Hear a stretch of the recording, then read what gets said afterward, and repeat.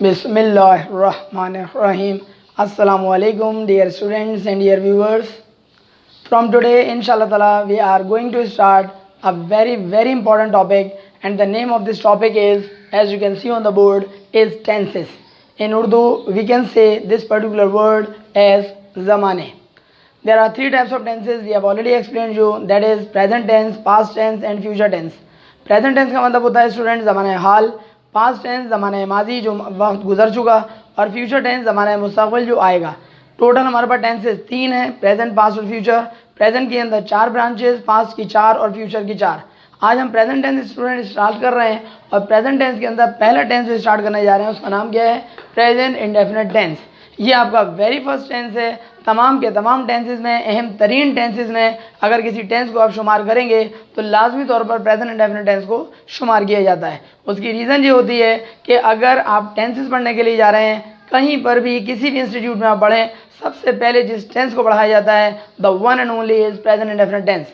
एक अहम तरीन वजह यह भी है कि प्रेजेंट टेंस का ये पहला टेंस है, और दूसरी अहम वजह यह है कि इस टेंस के ज़रिए आपको बहुत सारी बेसिक बातें पता चलती हैं। इसी वजह से सबसे पहले प्रेजेंट इंडेफिनिट टेंस को पढ़ाया जाता है। हम भी यहीं से स्टार्ट कर रहे हैं। प्रेजेंट इंडेफिनिट टेंस के अंदर सबसे पहले आने वाली है इसकी आइडेंटिफिकेशन।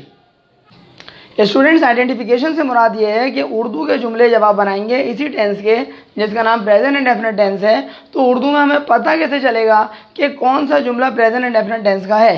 तो इस आइडेंटिफिकेशन, जिसको आप उर्दू में पहचान बोलते हैं, उस पहचान का मतलब ये है कि जब हम ट्रांसलेशन इंशाल्लाह आपको सिखाएंगे तो आपको पता चल जाएगा कि किस टेंस को आप पहचान लेंगे कि ये प्रेजेंट इंडेफिनिट टेंस का है। उर्दू की अगर हम बात करते हैं और इस टेंस की बात करते हैं जिसका नाम प्रेजेंट इंडेफिनिट टेंस है, तो इसकी पहचान स्टूडेंट्स क्या हो जाएगी? ता है।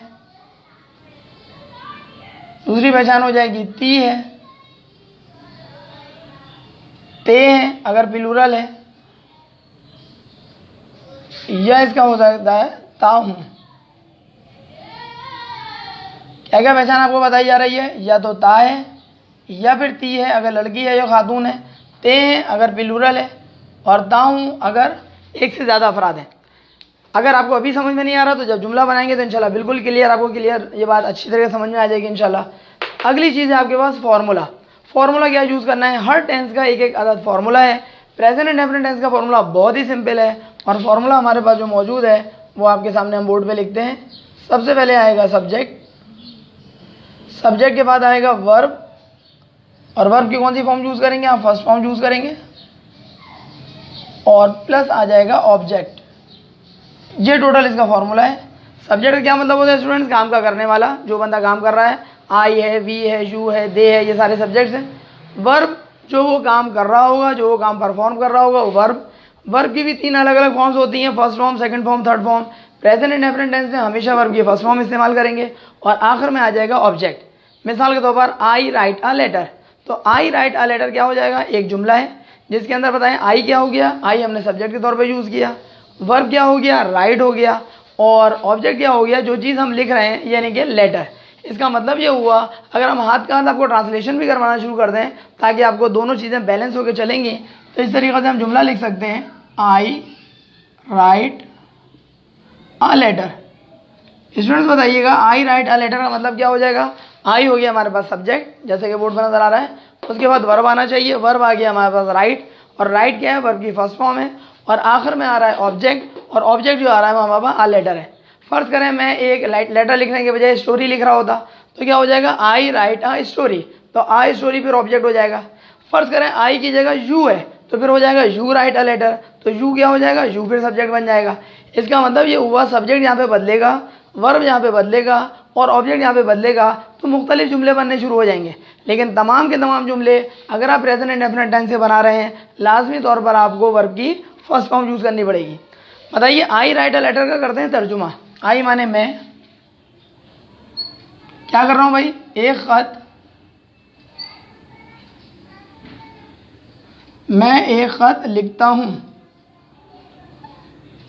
ये जो मैं कहता हूँ मैं एक खत लिखता हूँ, इसका मतलब ये हो जाएगा कि एक अकेला कोई शख्स है, मैं हूँ वो, और वो एक खत क्या कर रहा है? लिखता है। लिखता है का क्या मतलब हो जाएगा स्टूडेंट? ये आपकी आदत को शो करेगा।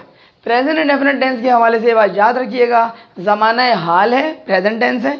इंडेफिनिट का मतलब ये हो जाएगा कि वो आपकी आदत को शो करेगा।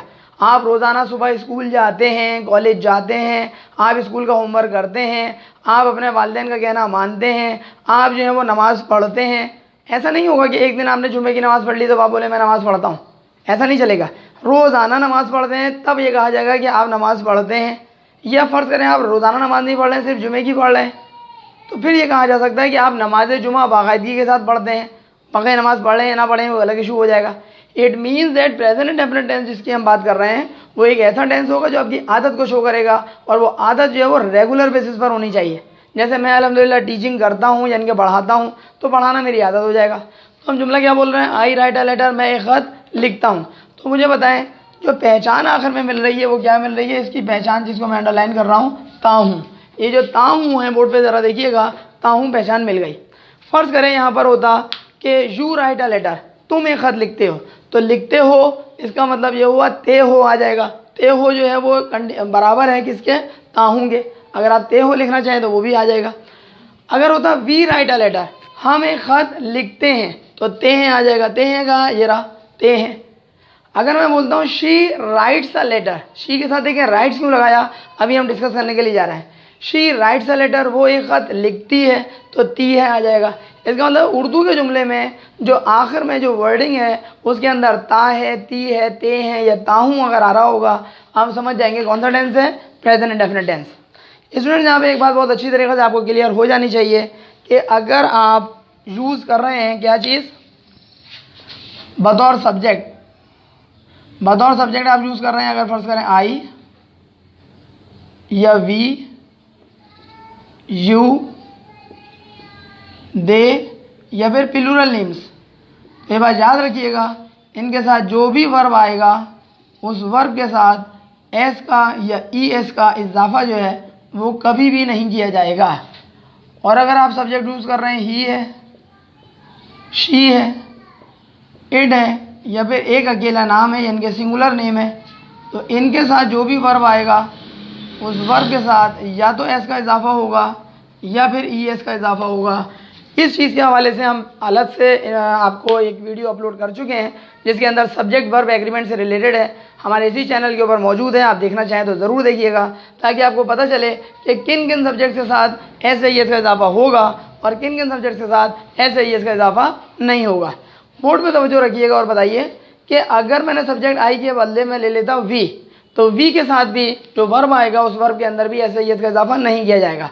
कोई जुमला बनाते हैं और जुमला इस तरीके से हो सकता है जैसे वी प्ले क्रिकेट, हम क्रिकेट खेलते हैं, तो हम क्रिकेट खेलते हैं के अंदर तर्जुमे की अगर हम बात कर रहे होंगे तो तर्जुमे के अंदर क्या हो जाएगा, ते हैं।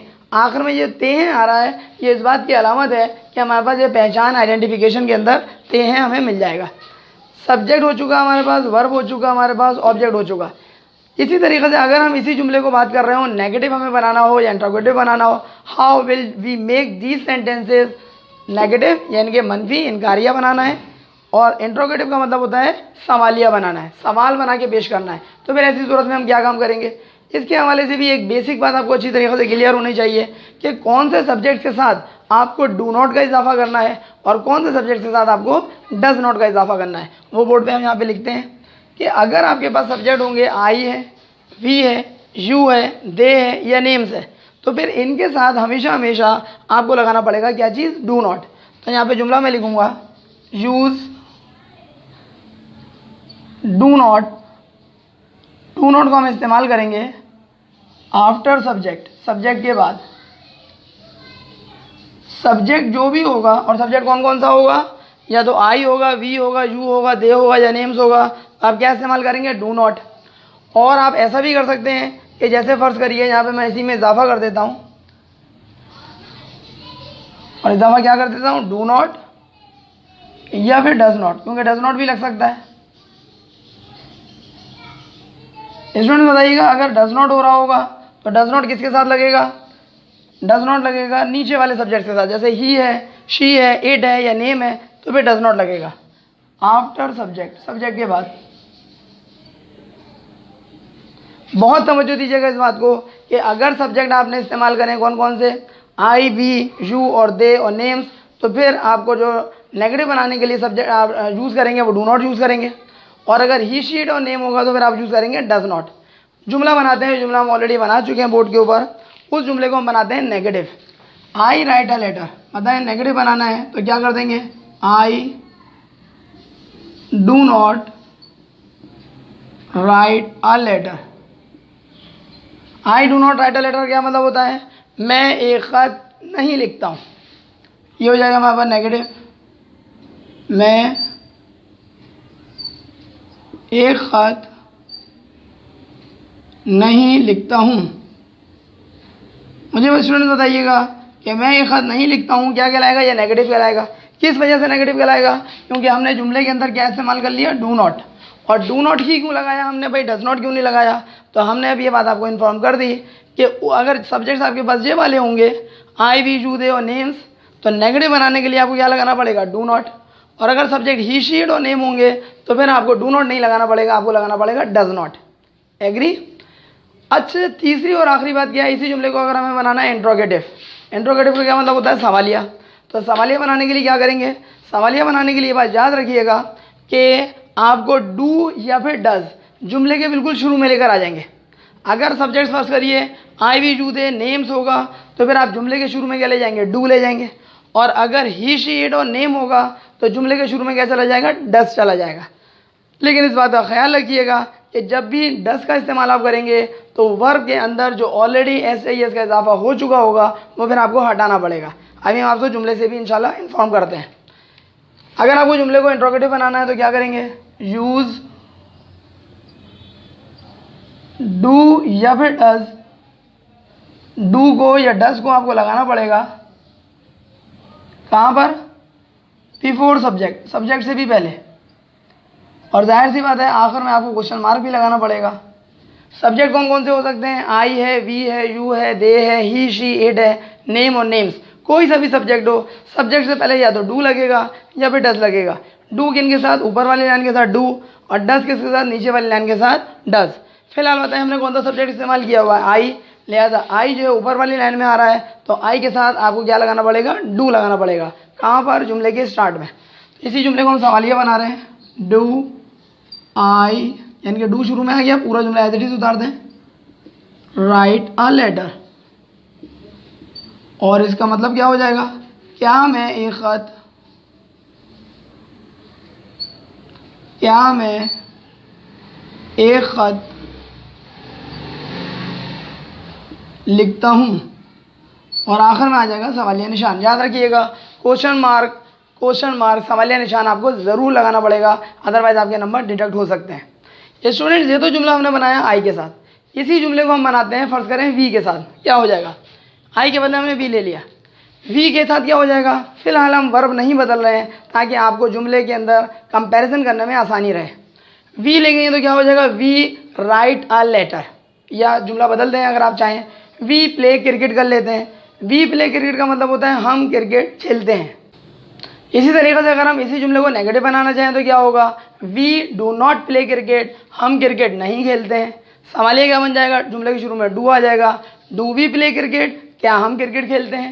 ये हमने वी का भी जुमला बना लिया। आई हो गया, वी हो गया। अब यू की बात करते हैं। यू के साथ हम क्या करेंगे, यू के साथ भी हम फिलहाल सेम सब्जेक्ट रख रहे हैं ताकि आपको कंपैरिजन करने के लिए आसानी रहे। यू प्ले क्रिकेट, तुम क्रिकेट खेलते हो।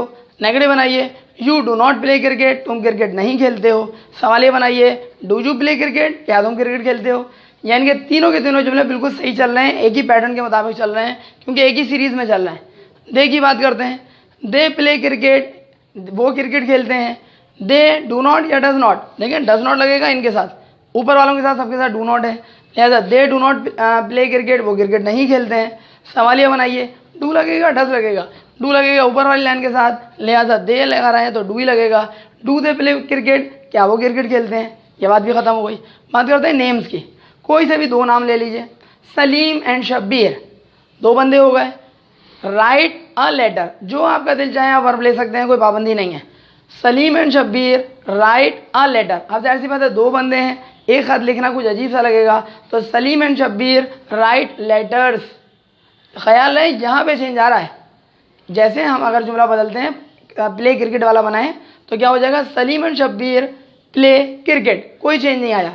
यहाँ पे आर लेटर को लेटर्स क्यों बना दिया, क्योंकि एक से ज़्यादा खत लिखे जा रहे होंगे। अगर 2 बंदे हैं तो जाहिर सी बात है हर बंदा एक एक खत भी लिखेगा तो 2 खत बन गए, इसलिए मैंने उसको लेटर्स बनाया। देखा जाए तो ये चेंज नहीं कहलाएगा, वर्डिंग में चेंज इसलिए आ रहा है क्योंकि बेसिकली लफ्ज़ चेंज हो रहा है। फिलहाल हम प्ले के लिहाज से अगर बनाएं तो क्या हो जाएगा, Salim and Shabbir play cricket, Salim और शब्बीर क्रिकेट खेलते हैं। नेगेटिव बनाएं, Salim and Shabbir do not play cricket, Salim और शब्बीर क्रिकेट नहीं खेलते हैं। सवालिया, do Salim and Shabbir play cricket question mark, क्या सलीम और शब्बीर क्रिकेट खेलते हैं, सवालिया निशान। स्टूडेंट जानबूझ के मैंने आपको सबके लिहाज से जुमले बनाना सिखाया ताकि आप ये ना कहें कि टीचर ने तो एक ही आई ले लिया, एक सब्जेक्ट ले लिया, जुमला बना दिया, बकरे के लिए क्या होगा। तो बकरे के लिए इसीलिए मैंने आपको जानबूझ के जुमले बनाकर दिखाए। अगर फर्ज करें सब्जेक्ट हमारे पास नीचे वालों में से कोई आ रहा है, ही आ रहा है, शी आ रहा है, इट आ रहा है या फिर नेम आ रहा है, तो याद रखिएगा वर्ब के साथ एस का या ई एस का इजाफा आपको करना पड़ेगा। जबकि यहाँ पे आप चेक कर सकते हैं वर्ब के साथ जो वर्ब राइट है, ना तो हमने एस का इजाफा किया और ना हमने ई एस का इजाफा किया। क्यों? क्योंकि आई भी जूदे और नेम्स के साथ जो वर्ब आता है उसमें एस ई एस का इजाफा होता ही नहीं है। अब हम जुमला बना लेते हैं ही का। ही के साथ जो याद रखिएगा फॉर्मूला तो ये रहेगा, सब्जेक्ट वर्ब की फर्स्ट फॉर्म और ऑब्जेक्ट। फर्क सिर्फ क्या आ जाएगा, ही के साथ जो भी वर्ब यूज़ करेंगे, ही क्या है सब्जेक्ट, ही के साथ जो भी वर्ब यूज़ करेंगे उस वर्ब में एस का या ई एस का इजाफा करना पड़ेगा, एडिशन करना पड़ेगा। जुमला लेते हैं फॉर एग्जांपल ही, और ही के साथ लिख लेते हैं ही रीड, जानबूझ के रीड लिख रहा हूँ फिर आपसे बात करता हूँ। ही रीड अ बुक। पहले बताएं जुमला सही है या गलत है। जुमला गलत हो जाएगा, बज़ाहिर छोटी सी गलती है लेकिन जुमला गलत है। क्यों? ही सब्जेक्ट ले लिया, वर्ब आपने रीड ले लिया, ऑब्जेक्ट आपने अ बुक ले लिया। फिर गलती क्या है? गलती ये है कि आपने इस बात का ख्याल नहीं किया कि आई भी जूदे ही शी एट के अंदर फ़र्क आता है। अगर सब्जेक्ट आपके पास कौन से हैं, ही शी एट और नेम, तो वर्ब के साथ ऐसे ही इसका इजाफा आपको लाजमी करना पड़ेगा। क्या आपने इजाफा किया? नहीं किया, इसलिए जुमला गलत हो जाएगा। He reads a book. अब बाज़ वर्ड्स ऐसे होते हैं स्टूडेंट जिसके अंदर याद रखिएगा एस का इजाफा होता है, बाज़ में ई एस का इजाफा होता है। ज़्यादातर वर्ड्स ऐसे हैं जिसके अंदर एस का इजाफा करने से बात सही हो जाएगी, बाज़ में ई एस का इजाफा करना पड़ता है। जैसे गो, चियो गो, गो में आप क्या करते हैं, एस का इजाफा नहीं करते बल्कि ई एस का इजाफा करते हैं। ही रीड्स अ बुक, तर्जुमा करें, वो एक किताब क्या कर रहा है, पढ़ रहा है, लिहाजा पढ़ता है। पढ़ता है इस बात को शो कर रहा है कि ये इसकी आदत है, एक दिन नहीं पढ़ रहा है, पढ़ता है रेगुलर बेसिस पर। ही रीड्स अ बुक, वो एक किताब पढ़ता है। अगर ही की जगह शी होता, शी रीड्स अ बुक, तो हो जाता वो एक किताब पढ़ती है। और जाहिर सी बात है नेम की जगह फर्ज करें होता है Nadir, Nadir reads a book, तो हो जाता नादिर एक किताब पढ़ता है। लड़की होती तो Salma for example, Salma reads a book, Salma एक किताब पढ़ती है। देखें ता है, ती है, ते हैं का इस्तेमाल हो रहा है। स्टूडेंट्स अगर हमें इसी जुमले को बनाना है नेगेटिव तो बहुत तवज्जो दीजिएगा। नेगेटिव बनाने के लिए आपको बताया गया, बोर्ड पे लिखा हुआ भी है कि आपको डू नॉट का या डज नॉट का इस्तेमाल करना होगा सब्जेक्ट के बाद। सब्जेक्ट इस वक्त क्या है हमारे पास, ही सब्जेक्ट है, लेकिन ही सब्जेक्ट ज़रूर है, तो क्या डू नॉट लगा दें? जवाब पे डू नॉट तो लगेगा ही नहीं। क्यों नहीं लगेगा? क्योंकि ऊपर वालों के साथ डू नॉट लगता है और नीचे वालों के साथ क्या लगता है, डज नॉट। तो लिहाजा ही के साथ आप क्या लगाएंगे, डज नॉट। ही के साथ आपने लगाया डज नॉट। और एक बहुत अहम बात है जो भी आपको बताता हूँ कि मैंने यहाँ पे रीड्स अ बुक लिखा है।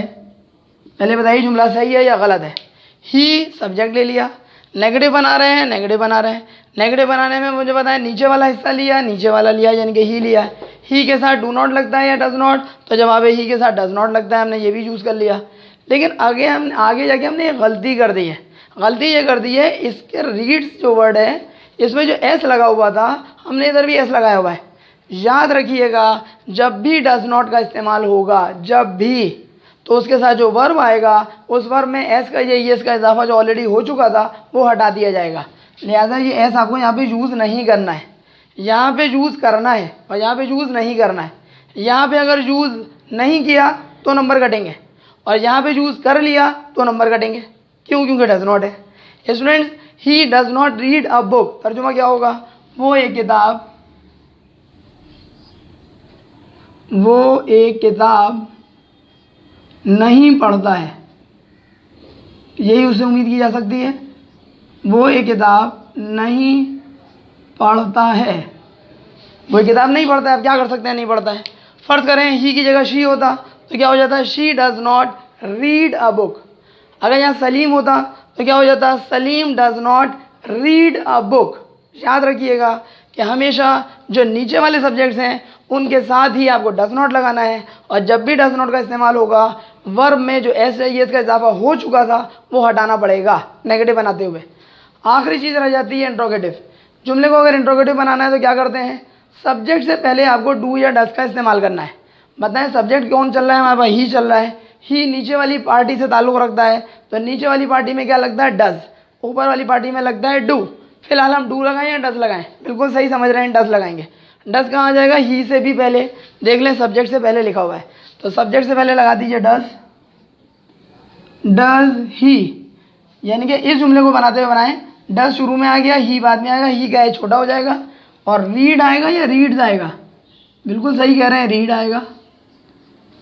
आखिर में लगेगा क्वेश्चन मार्क, तर्जुमा। क्या वो एक किताब पढ़ता है, यानी कि सवाल पूछा जा रहा है कि क्या वो एक किताब पढ़ता है। आखिर में लग जाएगा क्वेश्चन मार्क। स्टूडेंट्स तवज्जो तलब बात किया है कि डज़ के साथ आपने जो वर्ब लगाया उसमें ऐसे ये इसका इस्तेमाल जो लग चुका था वो हटा दिया।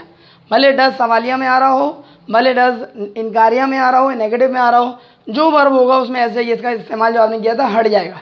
फ़र्ज़ करें जुमला ही के बदले शी होता तो आप यहाँ पे क्या करते थे, does she read a book, question mark.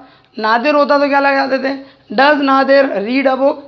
It means that students, हमने ये बात अच्छी तरीके से आपको समझाने की कोशिश की कि प्रेजेंट इंडेफिनिट टेंस में जुमलों को नेगेटिव कैसे बनाया जाता है, इंट्रोगेटिव कैसे बनाया जाता है और पॉजिटिव कैसे बनाया जाता है।